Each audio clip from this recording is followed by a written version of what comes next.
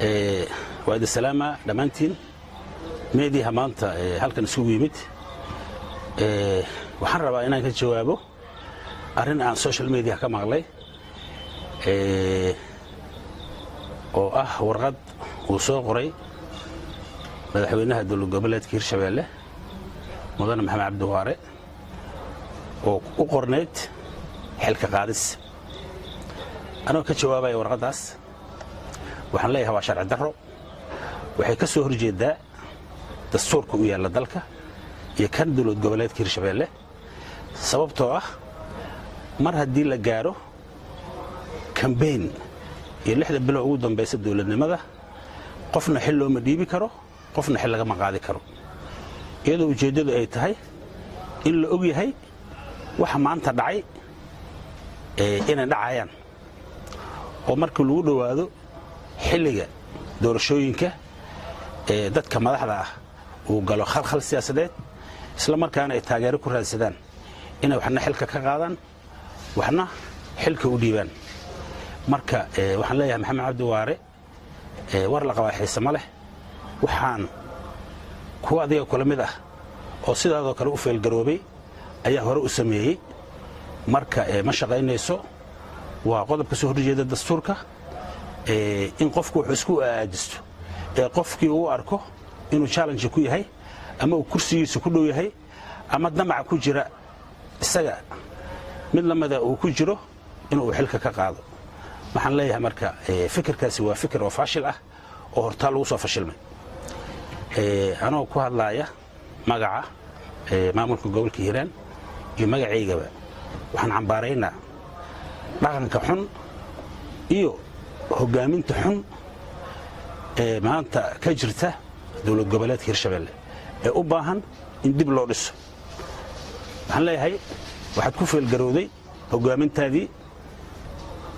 dhinaca siyaasadda waxaad og tahay inaad wax ka qaban waysay xaanshidii adiga aad qortay aad gudoomiyaha degmada Buuloburti ku magacaawday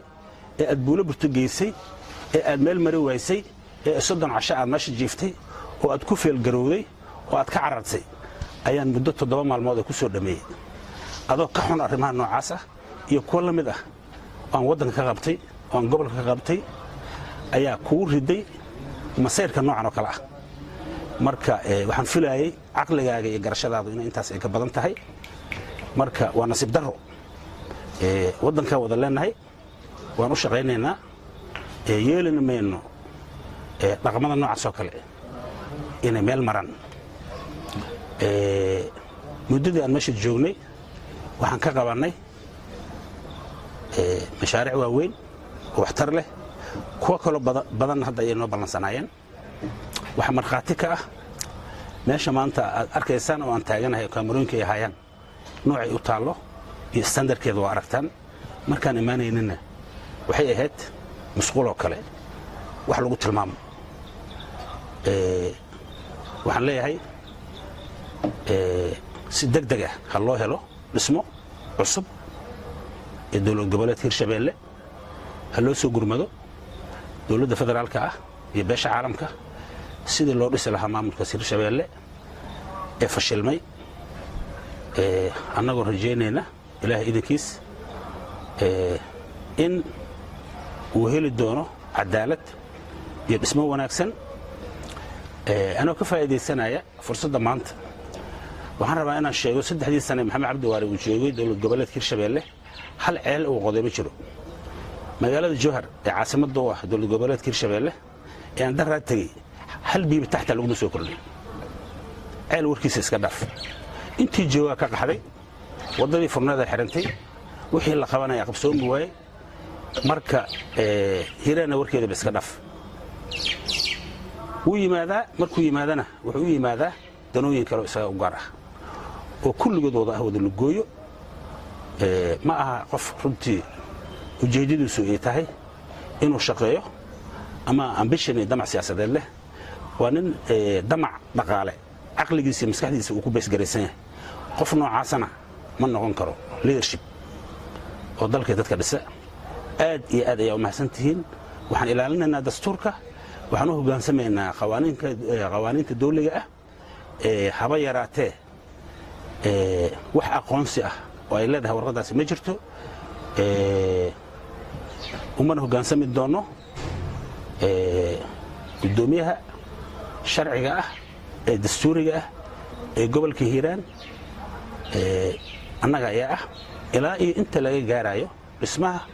dowlad goboleedka Hirshabelle aad iyo aad ay u mahadsantihiin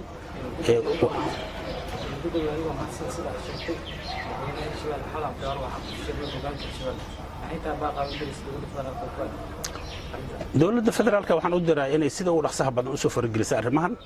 mas'uuliyadda guud ee waddanka Soomaaliya iyada ayaa iska leh marka mar haddii state-kii uu fashilmay leadership-kiisii uu fashilmay maamulkii meesha ka jira uu fashilmay muddo 3 sano ah caqliga meesha yaalla oo ahaa aan shilmaan ku raadsanno iyo shaxaad uu noqday ee haba yaraatay wax qabad aanu jirin waxaan ugu baaqaa dowladda federaalka ee beesha caalamka in si degdeg loo soo fargeliyo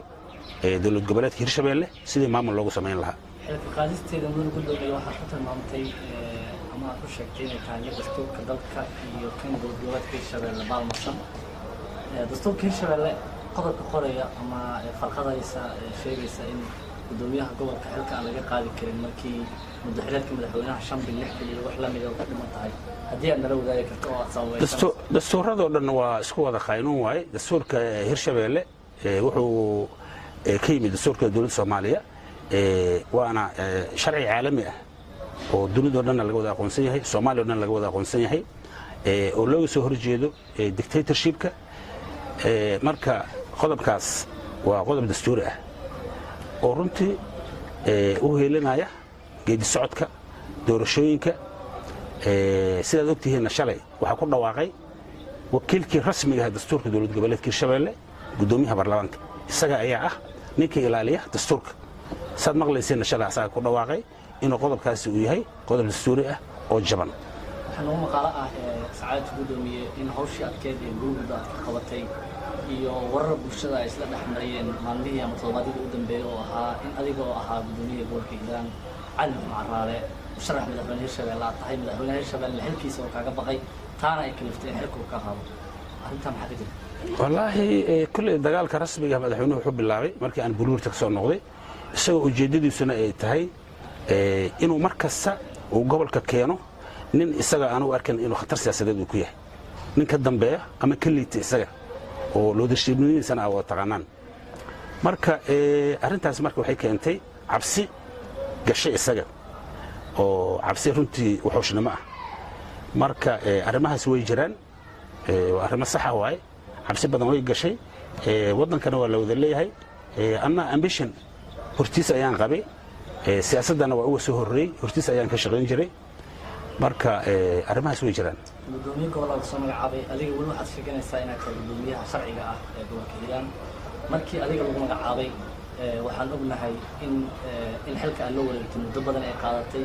isdiidiid kadibna dad saraakiil ah ay ku nafwaayeen mar kale waxaad diyaar u tahay gudoomiye magacaabistaada inay dadku dhintaan mar kale inta xilka qaadistaada inay dadku dhintaan waxaad diyaar u tahay inaad tanaasul samayso oo xilka aad weydiiso si dimuqraadiyad ay ku dheehan tahay oo si fiigaada sumcadaada siyaasadeed ilaa shanaya wax walba oo sharci darro ah u tanaasulay waa mahadsan tahay runtii waa su'aal muhiim ah waay annagu mar walba waxaan diyaar u nahay inaan ilaalino dastuurka waxaan u taaganahay danaha iyo dastuurka dadka aan matalo gobolka Hiiraan inaan ilaaliyo diyaar uma ihi ummadeenna in la baabi'iyo diyaar uma ihi in Hiiraan la kufsado arrimahani waa kufsi waay ninka maxaan ku rahdaa leaderka u ahna waa nin shilmaan oo u muuqato uma muuqato